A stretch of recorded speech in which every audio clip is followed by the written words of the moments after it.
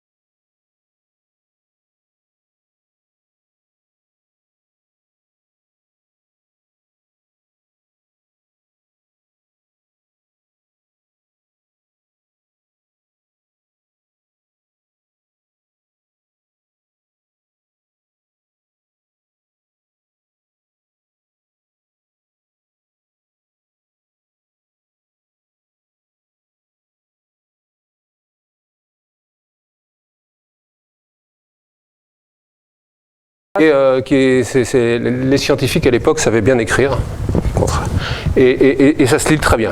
Alors, en fait, parmi les choses vraiment marquantes, c'est le fait, d'abord, lui, c'est le premier qui positionne le climat, qui était avant tout descriptif, dans, j'allais dire, le monde scientifique au sens physique dur, physique mathématique.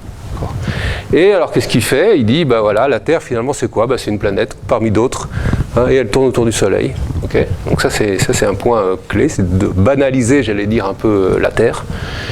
Après, à l'époque, alors vous savez probablement mieux, moi j'espère que je ne vais pas dire de bêtises, mais il y avait un peu l'image que la Terre c'était une ancienne boule de feu qui se refroidissait, en se refroidissant ça plissait, ça faisait des montagnes, etc. D'accord. Et donc il y avait l'idée qu'une bonne partie de la chaleur venait de l'intérieur de la Terre. Et il a travaillé beaucoup sur la conduction et une partie de son travail, ça a été justement de calculer la conduction, la chaleur qui venait de l'intérieur de la Terre, sachant que l'idée, ça jouait un rôle très important sur le climat.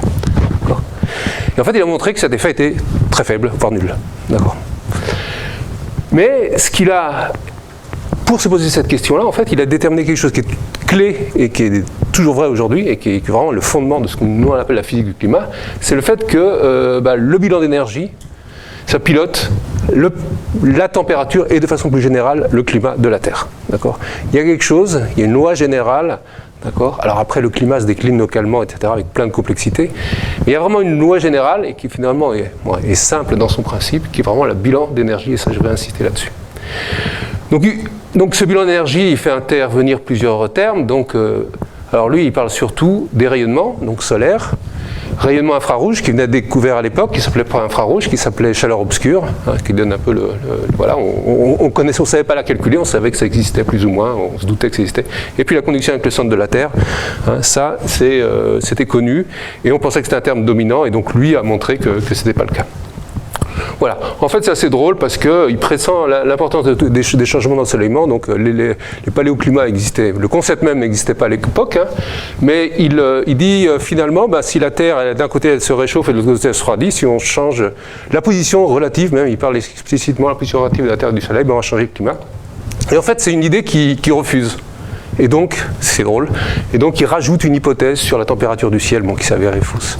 Voilà, donc bref. Et puis, c'est le premier aussi qui met cet état disons, de possibles effets des conditions naturelles et activités humaines sur une modification du bilan énergétique et donc sur le climat. Alors, la base, d'accord, vous la connaissez, donc on a la Terre, c'est une petite planète qui tourne autour du Soleil. Elle reçoit un rayonnement solaire, d'accord. Une partie de ce rayonnement est réfléchie par les nuages, par la neige principalement, et les nuages, d'accord, à peu près 30%. Et l'autre partie, elle est absorbée, beaucoup par la surface, et un tiers par l'atmosphère, et 2 tiers par la surface, à peu près les ordres de grandeur. Voilà. Et cette énergie absorbée sous forme de rayonnement, donc après elle est transportée par convection, etc. Mais au bout du compte, la seule façon qu'a la Terre de perdre de l'énergie avec l'espace, c'est d'émettre du rayonnement infrarouge. Donc la seule façon que la planète en tant que telle, Terre, avec son atmosphère, elle reçoit les seuls échanges possibles avec l'espace, avec le vide, c'est par rayonnement.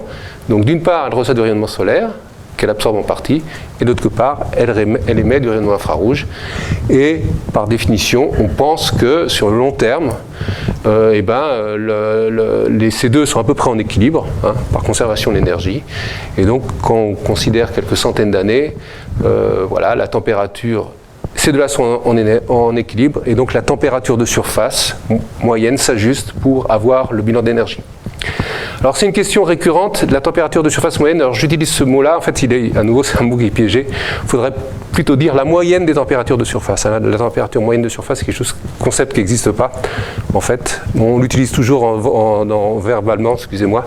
J'essaye maintenant de corriger. C'est la moyenne des températures de surface. La température de surface, c'est une température locale. On fait la moyenne. Et voilà, ça reste tout à fait la valable. Alors donc à l'équilibre, on doit avoir les flux reçus qui sont égaux aux flux perdus. Donc on sait, on connaît à peu près, on mesure à peu près, même très précisément à quelques pourcents près, quelques dixièmes de pourcent près, le rayonnement solaire incident, la partie réfléchie, donc la partie absorbée. Et en fonction de ça, on est capable de calculer si la planète, il n'y avait pas d'atmosphère, il faut que, disons, pour compenser cette perte d'énergie, il faut un corps qui émet à moins 18 degrés. Voilà. Donc ça, c'est la loi de Stefan Boltzmann. Ça, c'est la physique. Or, la température de la Terre, elle est plus chaude que ça. Elle est en moyenne de 14-15 degrés. Et donc, la différence entre les deux, de cette température, ce qu'on appelle la température radiative, la température qu'aurait un corps qui absorberait toute l'énergie solaire, ça serait moins 18. Et la température mesurée de la Terre, c'est 15 degrés. D'accord. Alors, ok. Voilà, donc la différence entre les deux, c'est dû à l'effet de serre. Il ne faut pas prendre cette température comme la température de la Terre s'il n'y avait pas d'atmosphère, parce que ça, en fait, on ne la connaît pas. C'est vraiment, à nouveau, c'est des idéalisations, et il faut prendre ça comme des concepts. Alors, l'analogie de l'effet de serre, c'est la suivante. Donc, vous avez du rayonnement solaire qui arrive. On remplace l'atmosphère par une vitre de température uniforme. Donc, la vitre ou l'atmosphère laisse passer le rayonnement solaire qui est absorbé à la surface. La surface s'échauffe, elle émet du rayonnement infrarouge. Une partie de ce rayonnement infrarouge est émise vers l'espace. Une autre partie est absorbée par l'atmosphère ou la vitre qui rémettent à leur tour ce rayonnement en partie vers le haut, en partie vers le bas. Donc ça sera repris, je vais reprendre tout à l'heure, et puis notamment par Philippe Collin après, en détail. D'accord ? C'est juste pour rappeler l'analogie. Alors si on regarde un peu les choses de plus près, donc ça c'est un spectre d'émission à la fois ici du Soleil et de la surface de la Terre, à peu près, donc c'est un corps noir à 25 degrés. Donc ici on a le spectre solaire, d'accord, donc avec l'ultraviolet, la partie visible, le proche infrarouge et l'infrarouge lointain. Et ici donc vous voyez en orange foncé la sensibilité de l'œil humain. Donc bon, à peu près on voit à peu près entre 0,4 et 0,7 microns. Donc on fait une toute petite partie du rayonnement solaire. Ça c'est la partie UV plutôt, et ça c'est la partie proche infrarouge. Et avec une séparation assez nette du rayonnement entre la partie infrarouge thermique qu'on appelle et la partie solaire. Si on regarde maintenant les propriétés d'absorptivité, j'allais dire, et de diffusivité, parce qu'ici c'est plus de la diffusion, mais on voit que l'atmosphère, d'accord, dans la partie visible notamment, elle n'absorbe pas le rayonnement solaire. D'accord. Alors elle le diffuse un peu ici, d'où le bleu du ciel, mais elle ne l'absorbe pas. D'accord. Par contre, elle l'absorbe un petit peu dans le proche infrarouge, et elle absorbe beaucoup dans l'infrarouge lointain. Sauf, disons, dans ce qu'on appelle la fenêtre de transparence, entre 8 et 13 microns à peu près, où il y a une partie du rayonnement qui peut s'échapper. D'accord. Mais sinon, voilà, donc transparence dans la partie solaire, mais voilà, quand même une petite absorption dans l'infrarouge et puis beaucoup d'absorption dans l'infrarouge thermique. Alors, donc ça c'est du transfert radiatif. Maintenant, si on prend, donc je vous ai montré ce tableau-là, on est capable, à partir des propriétés moléculaires, de calculer plus précisément ça. On est capable donc à la fois, donc, en connaissant les propriétés d'absorption, en connaissant le spectre solaire, donc voilà, j'ai plutôt me focaliser dans la partie infrarouge ici, les émissions, en connaissant le profil vertical et la composition chimique de l'atmosphère, on est capable. Ça, c'est la physique qui nous l'enseigne, disons. C'est pas simple, mais disons, ça ne présente pas de difficulté fondamentale. De calculer les flux radiatifs, alors à la fois ceux émis par la surface et puis ceux émis par l'atmosphère. D'accord. Et l'effet de serre, c'est vraiment en fait un nombre, dans notre jargon en tous les cas, c'est des watts par mètre carré, et c'est la différence entre le flux émis par la surface moins le flux qui sort de l'espace. Peu importe d'où il vient, mais voilà. Donc ça, c'est vraiment l'effet de serre, donc c'est des watts par mètre carré. Et ça, on est capable de le calculer à partir des propriétés des gaz et à partir des propriétés... Voilà. Alors maintenant, justement, l'effet de serre, ça va être d'interpréter ça, l'analyse de l'effet de serre. Ça, c'est du transfert radiatif. Et si on a un modèle, donc physique, on est capable maintenant, du coup, dans l'atmosphère, de jouer avec. Et puis on dit, voilà, j'enlève la vapeur d'eau, j'enlève le CO2, j'enlève l'ozone, j'enlève le méthane, etc. Et je regarde ce qui se passe, j'enlève le dioxygène. Et donc on s'aperçoit, effectivement, alors on est capable de quantifier la contribution des différents gaz à l'effet de serre. Donc à nouveau, les principaux... Il n'y a pas de l'arsène, non, ça va ? Ah, okay. Les principaux gaz à effet de serre, c'est des constituants tout à fait minoritaires de l'atmosphère. Tout ça, c'est moins de 1%. D'accord ? Donc les 99% dioxygène, diazote, etc. ne contribuent pas à l'effet de serre. Principal gaz à effet de serre, alors ça c'est important, c'est la vapeur d'eau. D'accord ? On parle beaucoup du CO2. D'accord ? Alors, ils ne sont pas de même nature. Et puis j'en reparlerai beaucoup après. Mais le principal gaz à effet de serre, maintenant il faut vraiment, je pense, le marteler, parce que c'est pas neutre, c'est la vapeur d'eau. À peu près le 3/4 de l'effet de serre, c'est la vapeur d'eau. Et puis bon, 30%, un peu plus d'un quart, c'est le CO2. Puis après il y a l'ozone, méthane, protoxyde d'azote, etc. Voilà. Donc ça c'est l'effet de serre aujourd'hui. C'est pas les perturbations anthropiques, etc. C'est vraiment, l'effet de serre moyen. Donc ça, à nouveau, c'est des calculs qui sont faits, j'allais dire, radiatifs, et en quantifiant l'effet de serre par la différence de flux entre le flux émis par la surface et le flux qui sort. Alors je vais retourner un peu sur l'absorption du gaz dans l'infrarouge, et donc je vais me focaliser sur la partie infrarouge ici. Donc ici c'est 4 micromètres, ici c'est 40. C'est vraiment l'essentiel du flux infrarouge par la surface et par l'atmosphère émis dans cette région-là. Et donc, ici, je reprends donc l'absorptivité monochromatique. Donc, je vous avais montré tout à l'heure l'absorptivité totale. Et donc là, cette absorptivité totale, je l'ai décomposée en plusieurs constituants, donc pour une atmosphère typique. En bleu, ici, vous voyez, c'est la vapeur d'eau. D'accord ? Donc la vapeur d'eau, elle absorbe totalement le rayonnement infrarouge, à la fois entre 5 et 8 microns, ici, et puis dans l'infrarouge Wangelin, au-delà de 15-20 microns. Ici, elle absorbe totalement le rayonnement infrarouge, si on prend l'atmosphère sur toute sa verticale. Et dans cette région-là, fin de transparence, elle l'absorbe plus ou moins. Okay. Alors, après, si on prend le CO2, ici, qui absorbe, lui, il absorbe très fortement. Alors, ici, dans le proche infrarouge, mais ça, il y a peu d'émissions. Et l'essentiel, c'est la bande à 15 microns ici, et à nouveau, vous voyez, avec une absorption extrêmement forte. Et puis après, vous voyez, ça, c'est différentes, les autres constituants, ici, c'est l'ozone, après, il y a le méthane, etc. Bon, je n'ai pas détaillé, je vais me focaliser sur la vapeur d'eau et le CO2. Alors, donc ça, c'est des canaux, c'est des calculs radiatifs. Et maintenant, si je fais varier la concentration de vapeur d'eau, qu'est-ce qui se passe? Donc ici, j'avais ce spectre-là, et donc je diminue ici, donc c'est une valeur standard au sens où à peu près c'est la valeur moyenne de l'atmosphère. Et puis si je diminue la vapeur d'eau, d'accord, je passe de cette valeur standard, je diminue, je vois que en fait, j'augmente la transparence dans cette partie-là, dans la fenêtre de transparence, d'accord, je diminue l'absorption, ok.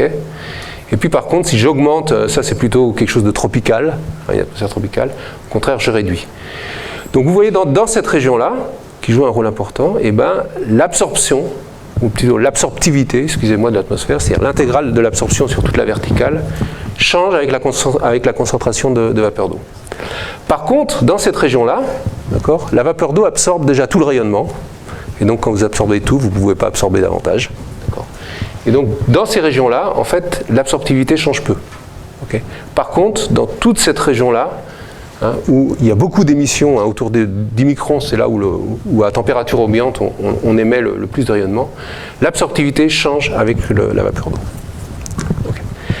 Maintenant, on regarde ce qui se passe côté CO2. Côté CO2, alors c'est très différent, vous voyez que ça absorbe sur des bandes spectrales beaucoup plus étroites, donc la bande à 4,7 microns et puis la bande à 15 microns. Au-delà, on peut négliger. Celle-là, elle a un petit effet, j'en parlerai pas. Je vais me focaliser là-dessus à nouveau pour des questions de simplicité. Alors là, vous voyez, on a à peu près la concentration actuelle.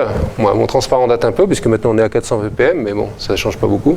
Et puis cette concentration des années 80, c'est-à-dire on la divise par 2 ou on la multiplie par 2. Et vous voyez que ça change un peu, mais pas grand-chose. D'accord ? Pourquoi ? Parce que ici, en fait, on est déjà quasiment totalement absorbé. D'accord ?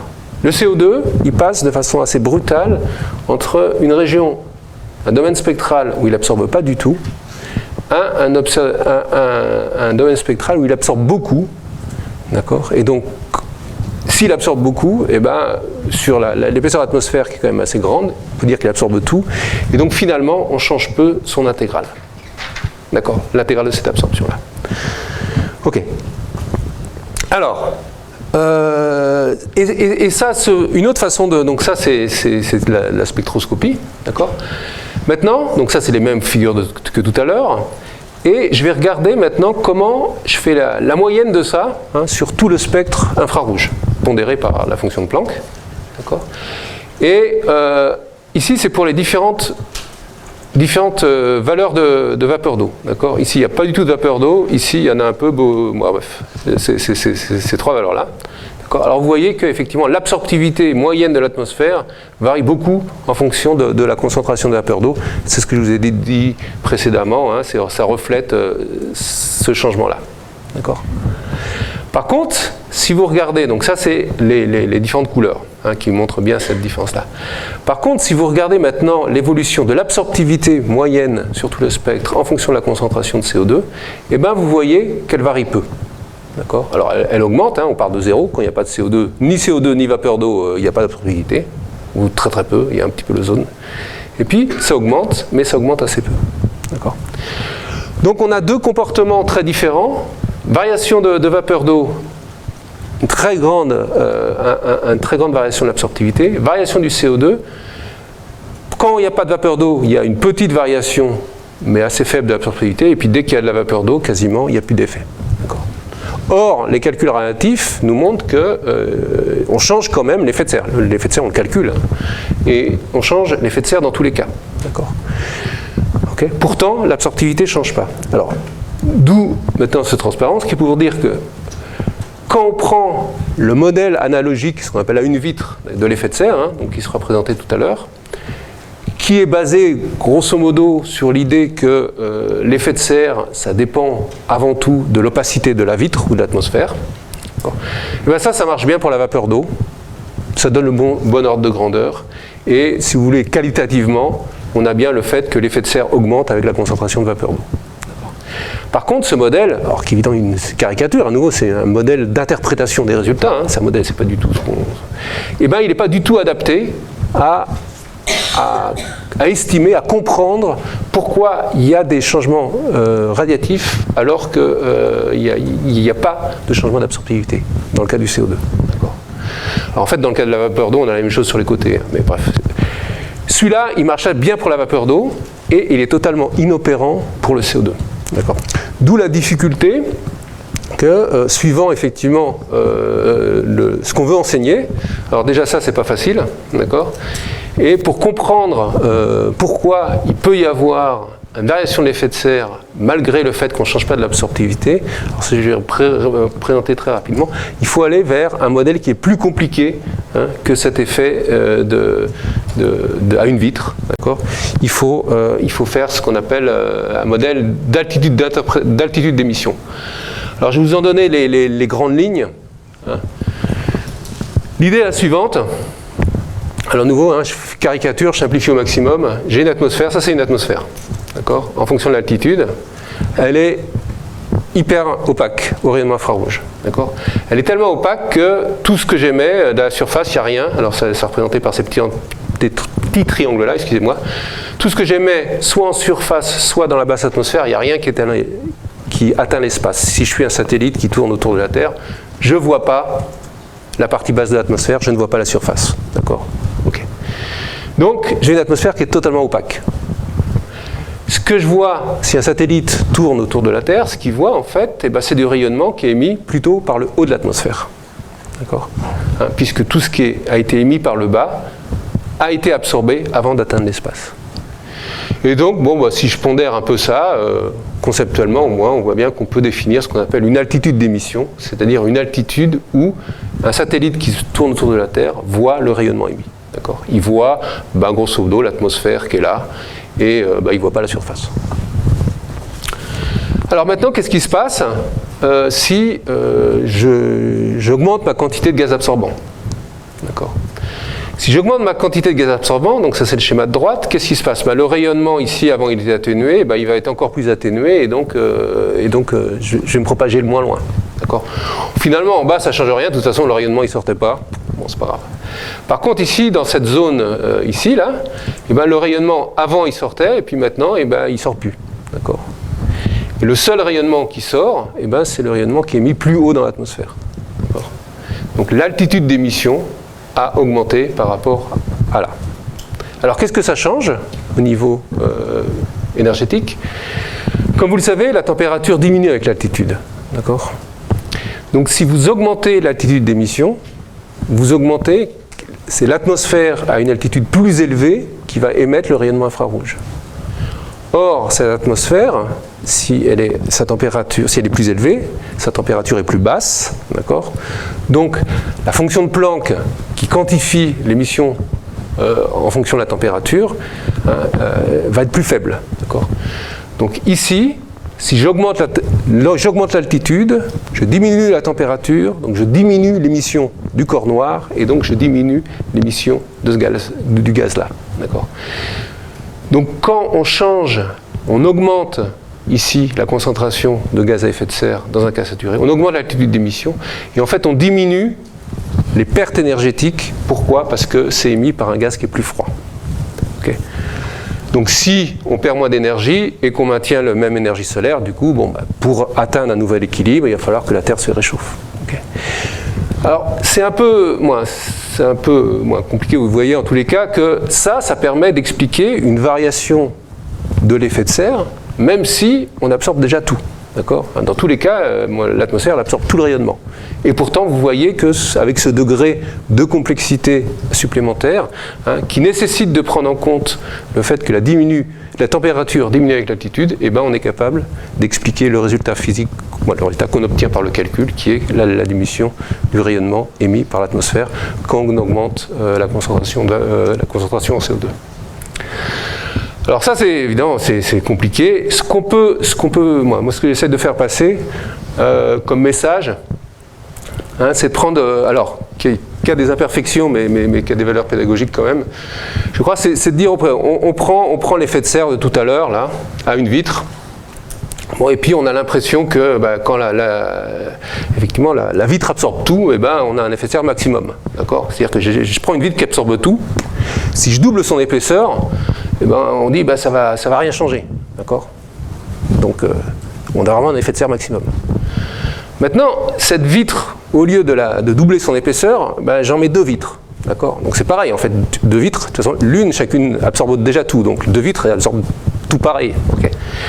Mais si vous prenez le schéma qui vous sera présenté dans la suite de l'effet de serre classique, et ça se fait assez intuitivement, en fait, on voit bien que si on met 2 vitres, une vitre au-dessus de la précédente, on a un effet de serre qui va s'engager entre les 2 vitres, et en fait, on va réchauffer un peu notre système. Alors pourquoi? Quelle est la différence entre le fait d'avoir une seule vitre et le fait d'en avoir 2? Ou sinon, si on les colle, ces 2 vitres-là, ou si on les sépare, quelle est la différence? La différence, c'est que quand on les colle, elles ont une seule température, d'accord ? Alors que quand on les disjoint, on les autorise à avoir des températures différentes. Si on retransmet ça dans l'atmosphère, ça veut dire que, effectivement, c'est l'équivalent du gradient vertical de température dans l'atmosphère, d'accord, qui explique l'accroissement de l'effet de serre. Ok, j'espère que je ne vous ai pas trop perdu. Ça, c'était pour engager, disons, le fait que l'effet de serre, à la base, c'est vraiment un phénomène physique maintenant sur lequel il y a plus d'enjeux scientifiques en termes on sait le calculer, on sait le comprendre, etc. L'enjeu, en fait, c'est vraiment un enjeu d'interprétation. Et c'est paradoxal parce qu'effectivement, comme on disait dans l'arène médiatique, il y a beaucoup de choses sur les changements climatiques, les pros, etc. Et notamment, il y a beaucoup d'explications sur le fait que, vous trouverez ça partout sur Internet, ah oui, l'effet de CO2 ça sature et donc l'effet de serre un maximum, etc. Okay, et ça fait maintenant, donc ça a été étudié par les scientifiques. Le premier, il y a un article dans 1901 ou 1905, je ne me rappelle plus qui pointe cet aspect-là. Okay, ça a été étudié depuis, ça a été réglé. Effectivement, c'est un paradoxe, okay, mais comme il y en a plein en physique, on l'a interprété, voilà, mais ça continue à boucler. Alors ce qu'il y a, c'est que son explication, elle est pas triviale. Mais elle peut être nécessaire, disons, quand on a besoin de répondre à une question de ce type. Et en fait, ce degré de complexité donc, que je vous ai mentionné, il ne marche pas dans un cas où il faut un degré de complexité supplémentaire dans lequel je ne rentrerai pas aujourd'hui. C'est le fait que, quand je vous ai dit ça marche, donc l'altitude d'émission augmente et donc la température diminue et donc on émet moins de rayonnement. Okay, donc après il faut qu'il y ait un nouvel équilibre. Ça marche dans la troposphère, ça ne marche pas dans la stratosphère où il y a une inversion du gradient comme vous le savez. Donc là il faut aller à un autre sujet, mais j'en parlerai pas sauf s'il y a des questions. Ok, donc les variations du climat. Alors, si on résume, la base physique, ça a été vraiment au début de Joseph Fourier, donc 1824. Après, il y a eu effectivement toute cette mise en équation et autres du transfert radiatif disons, les principaux gaz à effet de serre ont tout rapidement été identifiés comme la vapeur d'eau et le CO2. Alors ça a été un peu savoir qui était le premier, etc. Bon, pendant quelques années.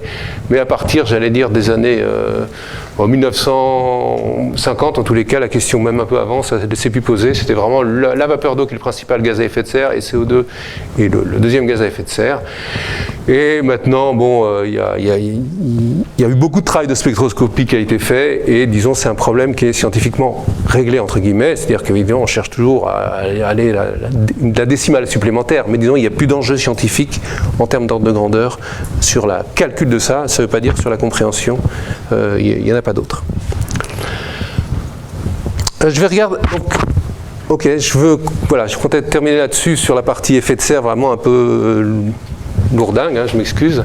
Voilà, et maintenant parler plus sur la partie du coup, quand on change le bilan radiatif, qu'est-ce qui se passe, hein, et ben on change le climat de la Terre. Okay, ça c'est à la fois, ça découle directement hein, de ce qu'avait fait Fourier, et puis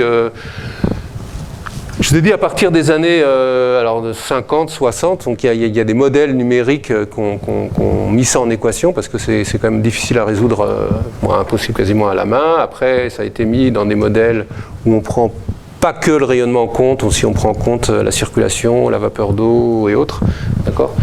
Et la question des changements climatiques a émergé d'abord pour expliquer les variations passées du climat, les paléoclimats, donc vraiment l'origine c'était ça, hein, c'était pas les projections futures. Les questionnements scientifiques est né de la recherche d'explication des variations passées, transition glaciaire, interglaciaire, donc ça sera Didier Paillard qui vous en parlera cet après-midi.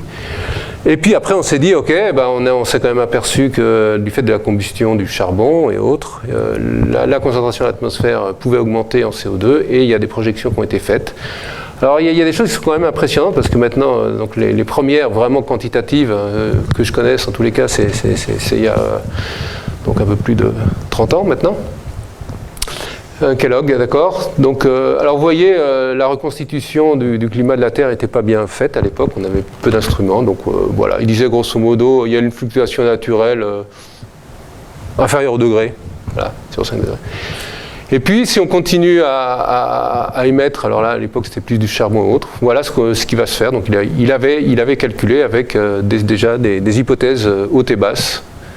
Et donc, il avait estimé un accroissement de température donc entre 1980 et 2050 qui variait entre un peu plus de 1 degré et un peu moins de 4. D'accord ? Et si vous regardez, alors ça, je l'ai mis à la même échelle à peu près, j'ai essayé le rapport du GIEC d'il y a 2 ans. Alors le zéro n'est pas tout à fait le même, hein, parce que l'actualité c'était ici à l'époque, nous maintenant l'actualité c'est aujourd'hui, donc il y a eu 30 ans. Et puis on fait des projections et on reste dans le même ordre de grandeur. Voilà, pour dire que c'est des choses maintenant qui sont moins. Du fait de la physique de l'effet de serre qui est bien connue, il y a quand même il y a des incertitudes, d'accord, mais il y a quand même une certaine robustesse des résultats. Ça, c'est un autre papier, pareil, qui est sorti quelques années plus tard. Alors, il faisait Jim Hansen, hein, il faisait des scénarios avec une réduction d'émissions de gaz à effet de serre, un accroissement, pareil, en 81. Bon, si vous regardez le précédent rapport du GIEC, vous arrivez à peu près, hein, j'ai à peu près essayé de mettre les mêmes échelles ici, avec le même zéro qui est décalé, hein, le zéro est plus le même parce que le temps a évolué. Mais vous voyez qu'on a à peu près les mêmes ordres de grandeur. Ce qu'on peut quand même regarder, hein, c'est qu'il y a ici des scénarios bas. Alors vous voyez qu'ils n'ont pas du tout le profil. Hein. C'est-à-dire qu'en fait, aujourd'hui, la température a plutôt plus augmenté plus rapidement hein, que ce qu'on estimait en début du siècle. Bon, au début du siècle, pardon, il y a 30 ans. Bref. Et voilà. Elle a plutôt augmenté plus vite, les émissions ont plutôt augmenté plus vite que ce qu'on imaginait à l'époque. Ok. Alors, donc ça c'était les bases physiques, et là c'est vraiment je vous parlais du réchauffement climatique, et le réchauffement est piloté par le bilan énergétique. Et le bilan énergétique, si on le change, les deux principales façons de le changer, c'est d'une part changer l'intensité du rayonnement solaire, d'accord, et d'autre, ou de changer la façon dont la Terre se refroidit dans le rayonnement infrarouge. C'est les deux qui s'équilibrent, donc on change un des deux, ça change le climat. Et quand on travaille sur cet aspect énergétique global, on parle plutôt de réchauffement. C'est-à-dire qu'en fait, ça n'empêche pas qu'il faut, même quand on parle de réchauffement, il faut prendre en compte la physique du modèle. Pourquoi? Parce que, à nouveau, le principal gaz à effet de serre, c'est la vapeur d'eau. La vapeur d'eau, elle n'est pas imposée, elle résulte de la circulation générale. Donc si on veut prendre la bonne distribution de vapeur d'eau, eh ben, on est obligé déjà de prendre des modèles physiques qui calculent la distribution de vapeur d'eau. Ensuite, les nuages réfléchissent beaucoup l'effet de serre, ils contribuent aussi réfléchissent beaucoup, à le rayonnement solaire, ils contribuent à l'effet de serre. Il faut prendre ça en compte. Donc on est obligé, même pour faire de l'énergétique, d'avoir toute cette physique. Mais par contre, en termes de distribution spatiale, on est moins exigeant. D'accord. Donc là, jusque-là, on peut parler plus de réchauffement global, et puis on parlera plus de changement climatique quand on va s'intéresser à autre chose que la température, on va s'intéresser aux distributions géographiques. Donc ça, dernier rapport du GIEC, donc l'évolution de la température depuis instrumentale, telle qu'elle est estimée par différents jeux de données depuis 150 ans. Bon, les jeux convergent à peu près. Pour la petite histoire, ce qui est assez amusant, c'est que ça, c'est des classiques faits par des climatologues.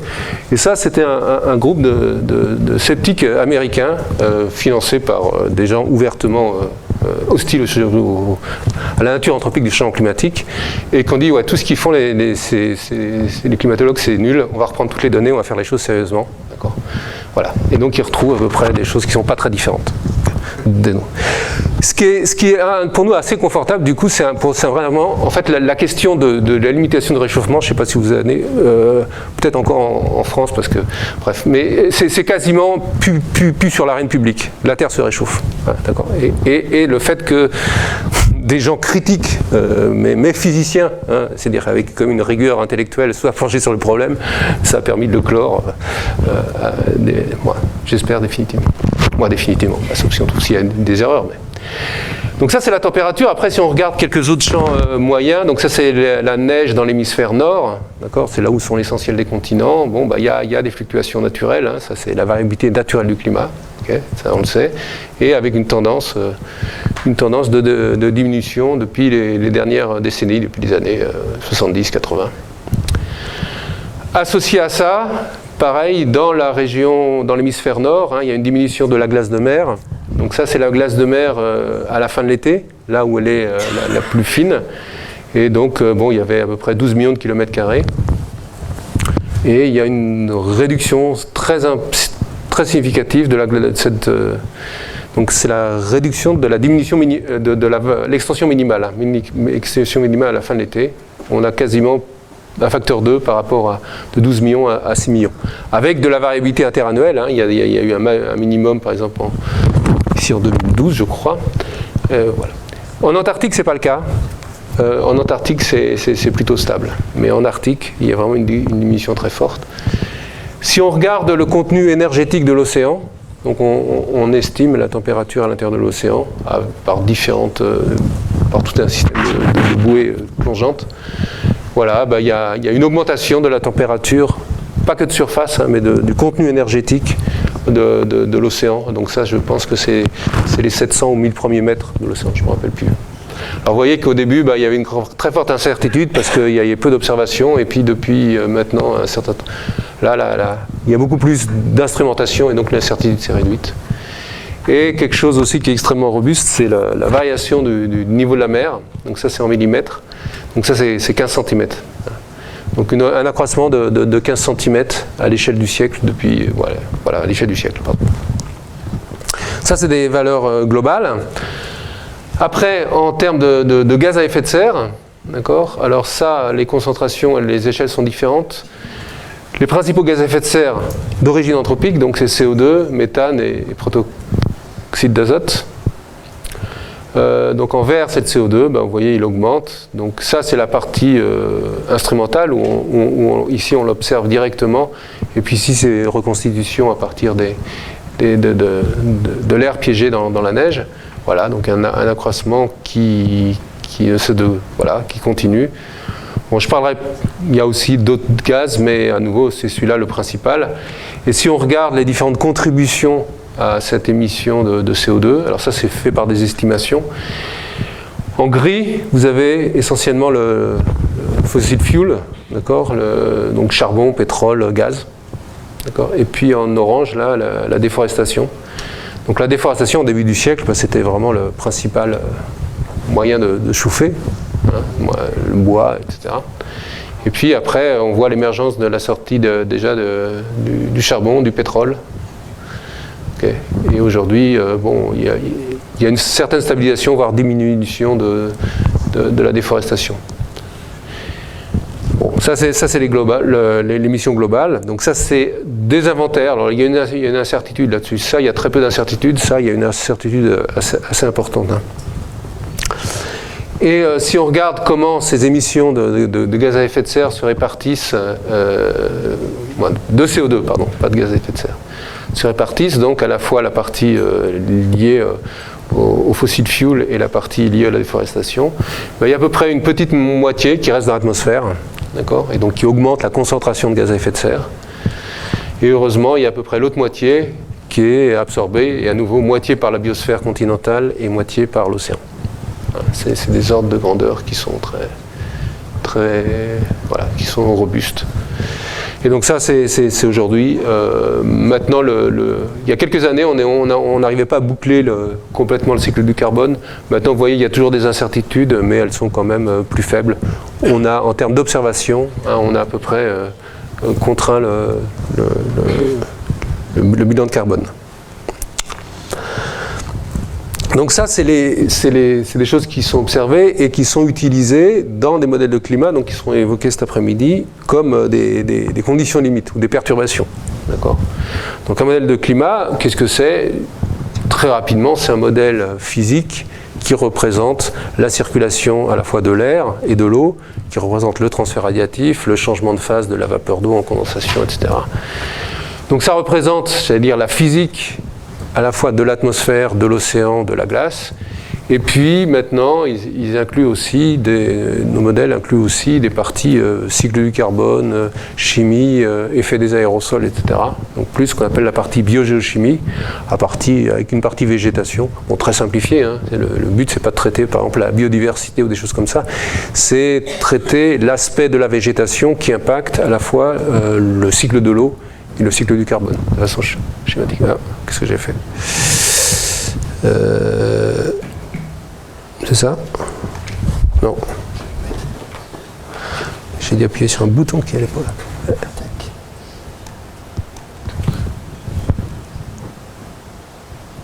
Ouais, merci. Voilà. Et donc, ces modèles, ils sont utilisés on leur met ce qu'on appelle des conditions limites. Le soleil, les éruptions volcaniques, on peut imposer des éruptions volcaniques avec une certaine quantité d'aérosols ou autres. Les perturbations humaines, voilà, et puis on est capable après de calculer la composition de l'atmosphère, la perturbation radiative, les changements climatiques, la température, bref, si on impose des concentrations, on peut en déduire ce qu'on peut émettre comme CO2 pour avoir ces concentrations. C'est des modèles maintenant qui sont assez intégrés. Je reviens un peu sur les volcans. En fait, il faut faire très attention quand on parle de volcans, et ça j'ai réalisé ça en parlant des profs de SVT, que suivant les échelles de temps, ce n'est pas du tout les mêmes choses qui interviennent. Quand on s'intéresse aux petites échelles de temps, là, donc ça c'est un siècle, grosso modo, ce qui compte, la quantité de CO2 dégagée par les volcans est faible, et n'est totalement négligeable. D'accord ? Ce qui n'est pas du tout le cas aux échelles de temps géologiques. D'accord ? Ce qui compte, quand nous on dit prendre en compte les éruptions volcaniques, nous c'est pas le CO2 parce qu'on peut le prendre en compte, mais comme il a peu d'effets, c'est vraiment ce qui compte pour ces phénomènes-là, c'est vraiment le fait qu'ils émettent des poussières. Hein, des poussières, alors c'est des gros, hein, c'est des méga éruptions. Elles restent dans la stratosphère, parce que si elles sont basses, elles sont lessivées, la première pluie, ça disparaît. D'accord ? Il faut qu'elles restent dans la stratosphère, où là il n'y a quasiment pas de pluie, elles restent plusieurs mois. Et donc, ces poussières réfléchissent le rayonnement solaire, donc il y a moins de rayonnement solaire qui atteint la surface, et donc ça refroidit la Terre. Donc c'est un effet de refroidissement. À nouveau, c'est quelques méga-éruptions, hein, ce qui se passe très, très, très médiatisé ici, parce que ça empêche des avions de voler, le volcan en Islande, ça compte pas là-dedans, bon, très peu. C'est vraiment le dernier très gros, c'est Pinatubo, 91. Voilà. Et alors, ce que permettent de faire ces modèles, donc ils peuvent permettre de calculer un certain nombre de choses. On les utilise nous pour comprendre le climat, avant tout notre outil de base. En fait, c'est pas l'étude de changement climatique, c'est l'étude du climat en tant que tel. Et ce qu'on peut faire, c'est notamment des simulations où on change ça, d'accord ? Où on prend différentes conditions limites et puis on regarde ce que simulent les modèles. Alors ça, c'est un exercice typique qu'on fait, et notamment qui est synthétisé régulièrement dans les rapports du GIEC. Vous faites un modèle de climat, d'accord, et vous calculez le climat. Alors, la première chose qu'on fait, c'est si on ne change rien, il ne doit rien se passer. Okay. Alors, il se passe pas rien, il se passe quelque chose. Si vous faites rien, le climat il fluctue naturellement. C'est ce qu'on appelle la variabilité interne du climat. Si vous faites rien, c'est-à-dire si vous maintenez tout constant, et ben le climat simulé par le modèle, il fluctue. Il y a des années El Niño, d'autres El Niña, donc etc. Il y a toute la variabilité naturelle qui s'exprime. Après, donc ça c'est, mais quand même on vérifie en tout cas qu'il n'y a pas de dérive. Après, vous pouvez faire des simulations dans lesquelles les seuls forçages que vous mettez, les seules perturbations, c'est celles naturelles. D'accord ? Volcan et solaire. Donc ça c'est, bref, en rouge là, et puis en jaune aussi. Alors en rouge c'est la moyenne des modèles, et en jaune c'est les modèles individuellement. C'est la moyenne des températures de surface, calculée par ces modèles-là. Et en noir, c'est les observations. Donc vous voyez que ça fluctue d'une année sur l'autre, à la fois dans les modèles et dans les observations. Il y a des éruptions volcaniques qui ont un effet de refroidissement notable. Jusque dans les années 1950, 1960, vous ne voyez pas de grosses différences. Mais à partir des années, j'allais dire 60, 70, il y a un accroissement de température ici, un réchauffement observé. En noir, c'est les observations. Donc aucun modèle arrive à simuler ce réchauffement si on ne prend pas en compte les sources anthropiques. Donc ça c'est la deuxième série de simulations où en plus des forçages naturels, volcans, soleil, etc., on met la variation de CO2, de méthane, d'usage des sols, d'aérosols, etc., liés aux activités humaines. Et donc là vous voyez, là c'est pareil, ça fluctue toujours d'une année sur l'autre, c'est ce qu'on appelle la variabilité naturelle du climat, le fait qu'il peut y avoir des épisodes chauds comme aujourd'hui. Et puis, le fait la tendance depuis les 50 dernières années, on n'est pas capable de l'expliquer si on ne prend pas en compte les effets anthropiques du climat. Ce qui fait dire à la communauté scientifique que, en tout cas aujourd'hui, on n'a pas d'explication, on n'a pas d'autre explication scientifique que le fait du rôle des activités humaines sur le climat pour expliquer ce réchauffement observé depuis 50 ans. Il n'y a pas d'aujourd'hui, il n'y a pas d'hypothèse alternative qui soit validée. Et vous voyez qu'en fait, c'est assez récent. En fait, ce qui a vraiment basculé la communauté, a basculé vraiment à partir, alors parce qu'on est toujours prudent, là, vous pouvez dire, ouais, on est un peu en dessous, mais ça fluctue toujours. Et en fait, c'est vraiment à partir des années 80-90 où il y a vraiment eu, en 10 ans, un basculement de la communauté, en disant avant, ouais, c'est possible, ou finalement c'est ça. D'accord. Il n'y a plus d'alternative. Ça a pris un certain nombre de temps. J'arrête ? Encore 5 minutes. 5 minutes ? Ok. Donc là j'ai juste parlé de ces modèles-là. Donc comment on s'en sert ? Je vous ai expliqué comme exemple d'interprétation très simple, bien sûr, mais on s'en sert beaucoup plus pour expliquer les climats récents. Et comment on s'en sert aussi pour étudier les projections climatiques. Alors la première chose qu'on fait pour faire et avoir une projection climatique, c'est d'avoir ce qu'on appelle un scénario d'émission. D'accord ? Parce qu'on ne sait pas ce que le futur... on ne sait pas quel va être le climat futur, mais surtout ce qu'on ne connaît pas déjà, c'est nos prochaines émissions. Et c'est l'enjeu notamment de négociations telles que celle de la COP21. Alors ce qu'on fait, typiquement, c'est il y a des gens qui travaillent sur ce sujet, qui établissent des scénarios d'émissions de gaz à effet de serre, basés sur des hypothèses de développement socio-économique. C'est une partie que je pourrais en parler rapidement, mais que je ne connais pas bien. Disons, nous, on se situe plus en aval de ça.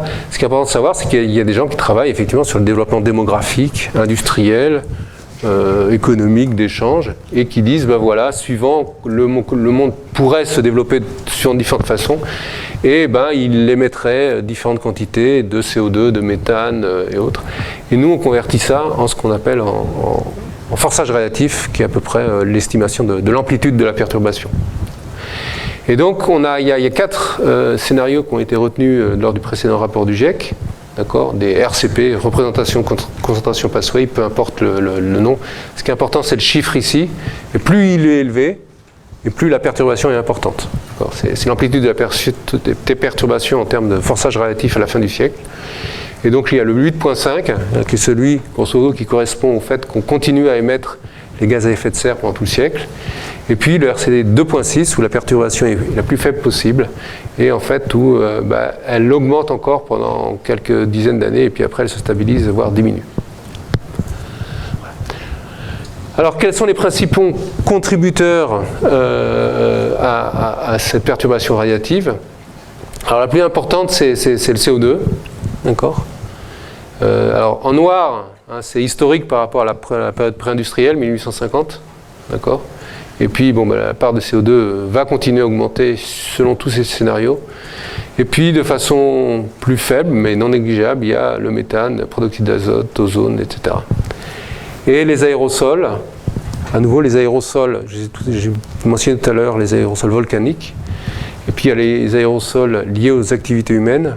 En plus, il y a les aérosols naturels comme ceux par le désert, les petits pollens aussi, sur les continents, et puis liés au sel de mer. Donc ça, c'est des aérosols naturels. Et en plus de ça, il y a les aérosols liés aux activités humaines. Et le plus important, c'est celui lié au sulfate, d'accord, et qui réfléchissent au rayonnement solaire et qui ont tendance à refroidir la Terre. Donc ils ont un effet plutôt négatif. Alors après, il y a d'autres aérosols comme le carbone suie qui est noir, lui qui réchauffe. Enfin bon, celui qui domine aujourd'hui, c'est l'aérosol sulfaté. Mais vous voyez qu'on prévoit qu'il va peu changer. Alors c'est une question scientifique très ouverte et très débattue dans la communauté des aérosols. Mais l'idée, c'est de dire que pour des raisons sanitaires, notamment, nous on a eu le problème il y a quelques années. Et les Chinois ont le problème aujourd'hui. Si on veut survivre à côté des villes, si on veut qu'il n'y ait pas trop de morts, il faut diminuer la quantité d'aérosols. D'accord ? Donc on pense que donc nous, en Europe et aux États-Unis, ça a drastiquement diminué la quantité d'aérosols depuis quelques années. Et en Chine, ce sera probablement la même chose. Et donc on s'attend à une stabilisation.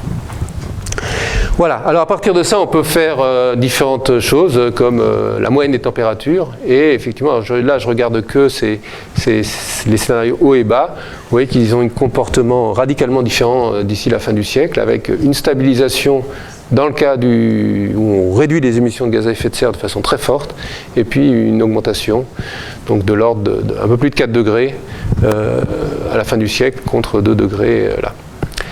Ce qui est important aussi, c'est de noter la distribution géographique. Donc ça, c'est la moyenne des températures de surface. Et si vous regardez sur océan et sur continent, les réchauffements sont à peu près 40 à 50% plus élevés sur continent que sur océan. Donc ce qui fait qu'un réchauffement moyen de 3 degrés ou 4 degrés, ça veut dire sur continent, c'est à peu près, c'est plutôt 5 à 6. D'accord ?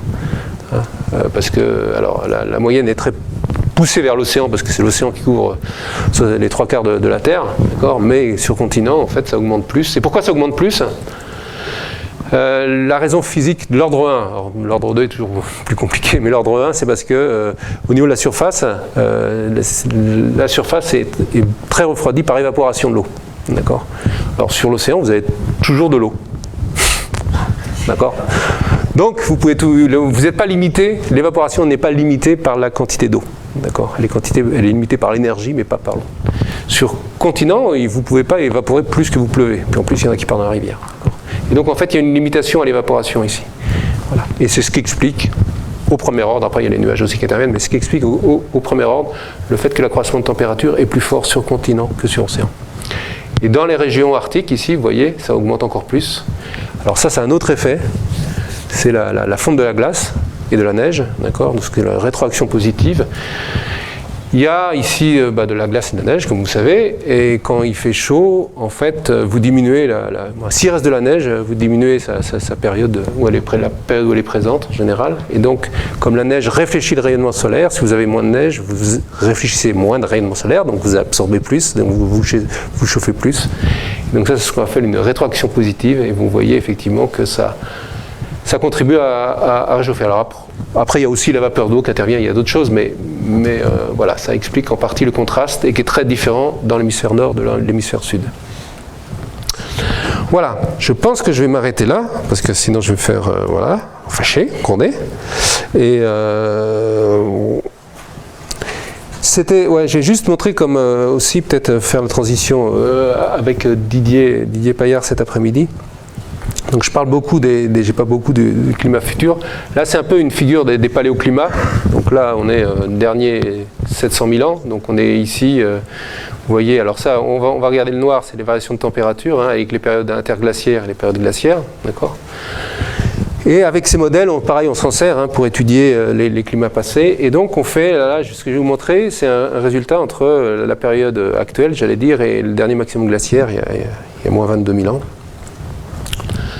Donc ça, c'est la différence entre la période glaciaire et maintenant. Donc il y a un réchauffement moyen de l'ordre de 6 degrés, je crois. Bref. Et ça, c'est le réchauffement entre maintenant et la fin du siècle, selon qu'on émet beaucoup ou pas. D'accord.